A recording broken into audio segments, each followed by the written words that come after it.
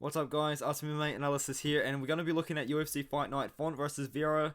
Once again, not really the most exciting fight night that we've had in the world, but it should still be pretty good. We still got a couple of good prospects. There's a few guys, it seems, making their debut on the card as well. Alexandr Romanov versus Sherman has been rebooked as well.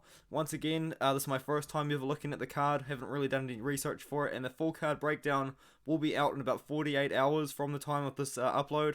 So if you're watching anytime 48 hours after the upload has been done, and you want a full card breakdown, you want something with a lot more research, then I recommend that you watch that video. But for now, let's just get straight into the first fight, which is Alexandr Romanov versus Sherman. As you guys know, this fight was actually meant to happen yesterday at the time of the recording.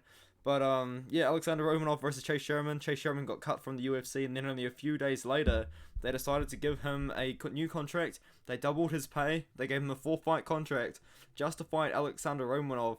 And then Sherman pulled out on fight night, apparently for a minor health issue. It seems like it's so minor that he's decided to fight 1 week later. So we're going to be seeing Alexandr Romanov fight Sherman again. And I think that Alexandr Romanov is going to be weighing in a little bit lighter again because he has been competing in some grappling tournaments. So I don't think he's going to be like as massive as we're used to seeing him.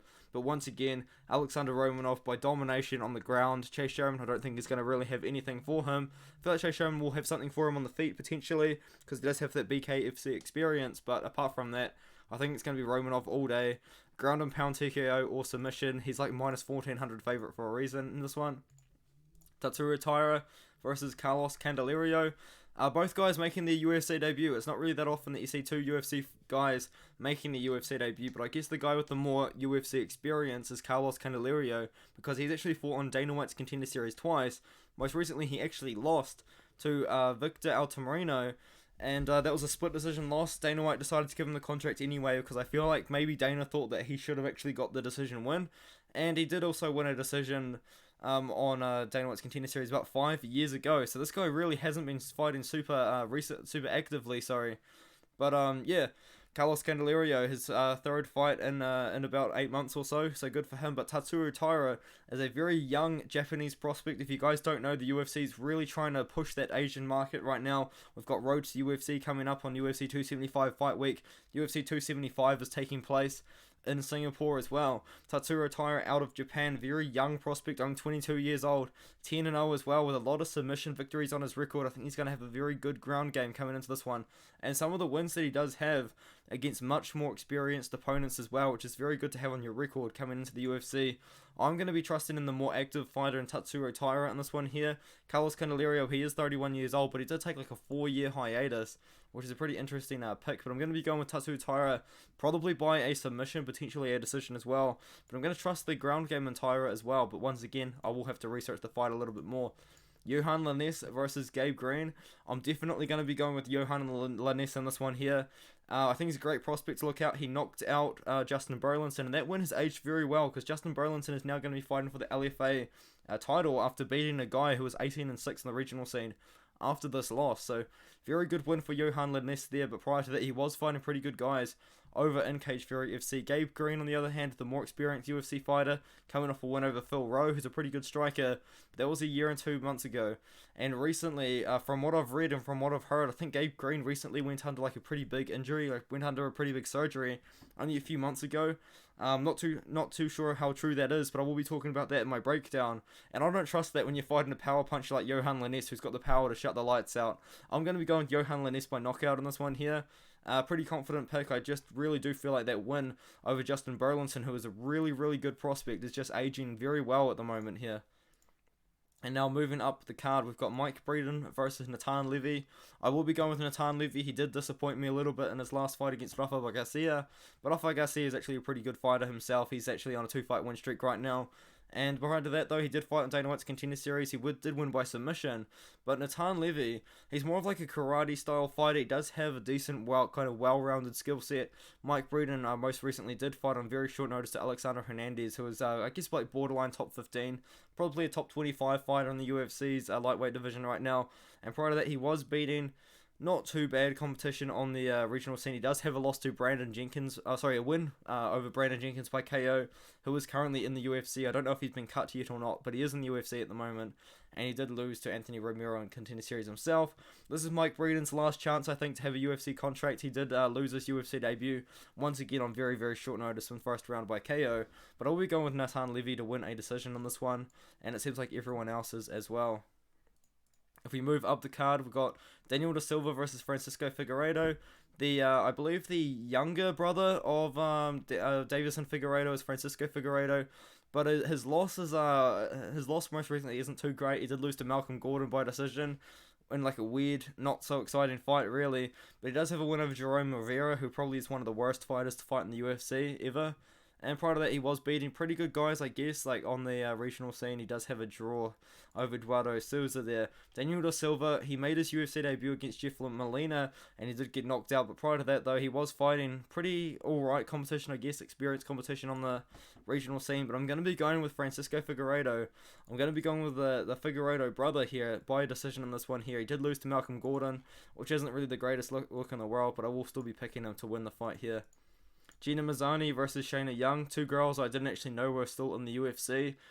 Two girls that probably aren't really UFC level. Shanna Young, currently on a 2-fight losing streak to Macy Chiasson and Stephanie Egger. And Stephanie Egger, I lost, doesn't look too bad, I guess, because Stephanie Egger did most recently get a round 1 submission over Jessica Rose Clark. But Gina Mazany, though, hasn't fought since about 8 months ago, and she did lose to Priscilla Cachoeira by TKO. Prior to that, though, she does have a win over Raquel Ostovich, who had a losing record at the time and is now fighting in BKFC. And she just really hasn't had the greatest run in the world in the UFC, really. And neither has Shanna Young. She lost on the Contender Series, and then she won in the regional scene in Invicta, and then she lost twice in the UFC. So I feel like whoever loses this fight, especially if Shanna Young loses this fight, they could be getting cut from the promotion. But I think the better fighter overall probably will be Gina Mazany. Not a fight to look forward to, really, but I will be picking Mazany by decision on this one here.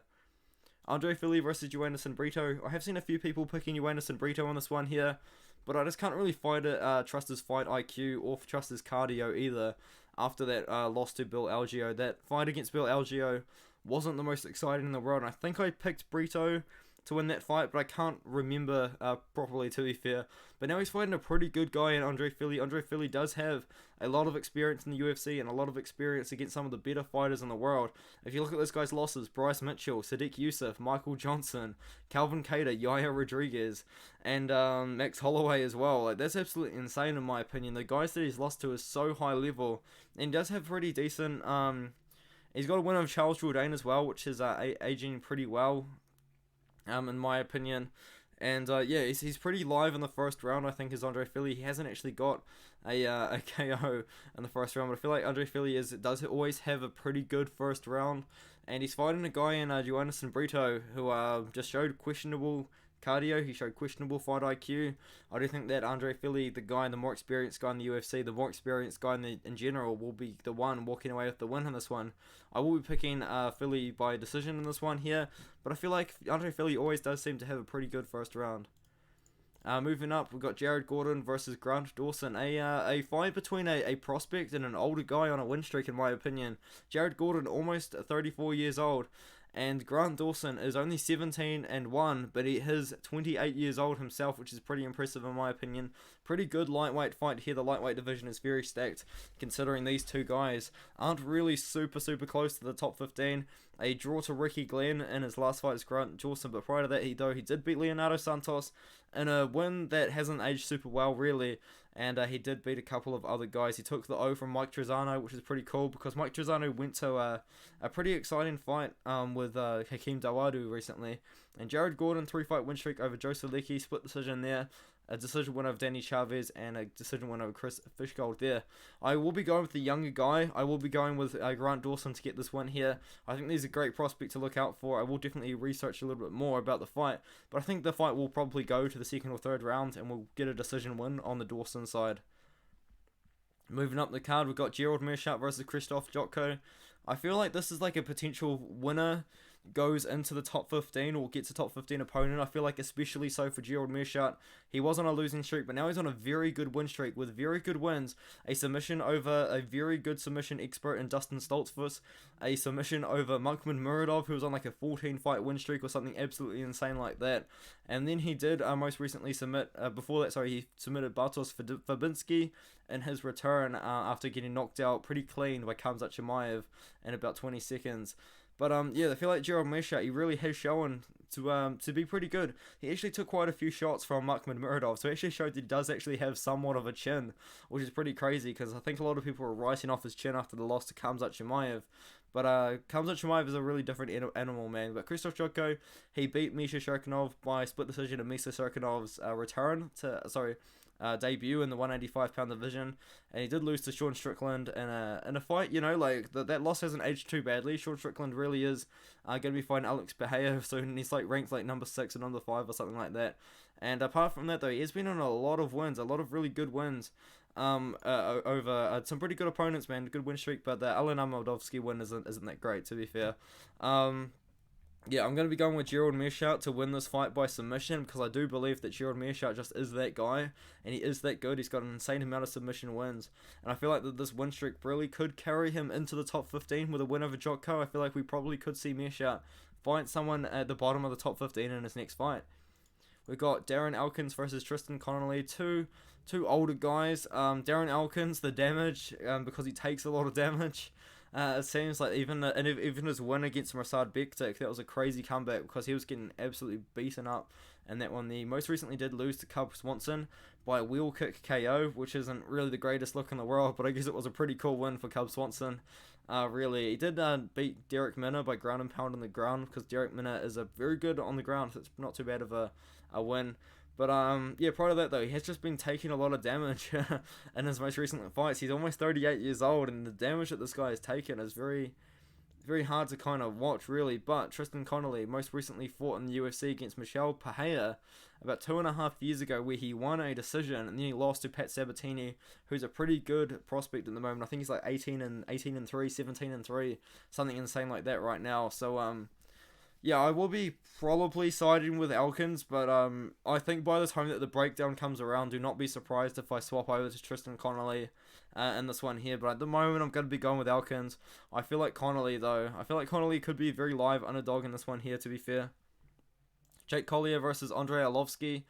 I might end up picking Jake Collier by the time that the breakdown comes around, because we have seen Andrei Arlovski start slowing down, and he did most recently beat Jared Vandera by split decision, which I guess isn't the greatest look, but he's very active. But he is 43 years old. He's fighting a much younger guy in Jake Collier, who once again still is a pretty old guy. He's almost 34 years old. And Carlos Felipe, he beat Carlos Felipe, but even in that fight, he showed signs of slowing down. He did look pretty good against Chase Sherman, but that's Chase Sherman. So Jake Collier, though, 13-6 record. He fought in middleweight, and then he moved up to light heavyweight, and now he's moved up to 265 pounds. And to be honest, he's just kind of become like a fat guy, really. That's kind of what he is now. He used to be so slim. If you look at his Tapology page when he was fighting at middleweight, they've changed it, but you could see how he looked at middleweight and how he looks now. He just looks so different. It's very strange. But he did submit Chase Sherman after knocking him down. He did lose a split decision to Carlos split decision Felipe, who isn't really that good in my opinion. He beat Gian Vellante, which kind of is what it is. And but he hasn't really been fighting super often. I probably will side with Arlovski for now, but I am very, very wary that Arlovski is slowing down quite considerably. So I feel like Collier could be live for a finish in this one. But I'm going to be going with Arlovski for now. But I feel like we could have a pretty decent underdog in the Jake Collier side in this one here. And to finish off the night, Rob Font versus Marlon Vera. I'm probably going to be going with Rob Font. I don't know. I feel like there's going to be split mixed opinions on either side on this one here. My first initial lean is Rob Font, but you got to really look at the age of these two guys. Rob Font is about 35 years old, and Marlon Vera is only 29, and he's actually on a little bit of a win streak right now. He did beat Davey Grant in a win that hasn't aged too bad, because Davey Grant then went on to a split decision loss to Adrian Yanez, where he looked pretty good. and then he knocked out Frankie Edgar with a front kick. But Frankie Edgar is, I think at this point of his career, Frankie Edgar is done. But he did lose to Jose Aldo. He did beat Sean O'Malley as well, which is pretty crazy because I picked Marlon Vera to beat Sean O'Malley in that fight as well, which is pretty insane, I think. But Uriel Font most recently lost to Jose Aldo over 5 rounds. And before that, though, he did beat Cody Garbrandt over 5 rounds by decision. He wasn't able to finish. And I feel like that kind of isn't the greatest look in the world, because Kai Kara France was able to knock out Cody Garbrandt in the first round, and a bantamweight and Rob Font wasn't able to finish him. And he made Cody Garbrandt's chin look pretty good in that fight. So I feel like there's definitely something to kind of note down. But I will be probably going, you know what, for now I'm going to be going with Font, but I would not be surprised if I'm picking Vera by the time that the fight rolls around. So yeah, just looking over the card, I feel like I'm picking with a lot of the Tapology favourites right now, but I feel like it's for good reason. I feel like there's going to be a lot of very wide favourites in this one. I feel like Alexandr Romanov minus 1400. I don't know about the Tatsuro Taira fight, but I feel like Lainesse is going to be a very big favourite. I feel like Natan Levy should be like minus like 250 or so, or something like that, maybe even more, because Mike Breeden isn't really that great. I feel like we're going to be getting a lot of big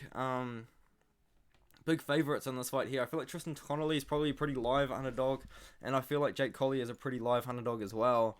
I don't know what the odds are now. I haven't actually looked at them, but I will be talking about them by the time the breakdown comes out, and I'll just see you guys in the next video.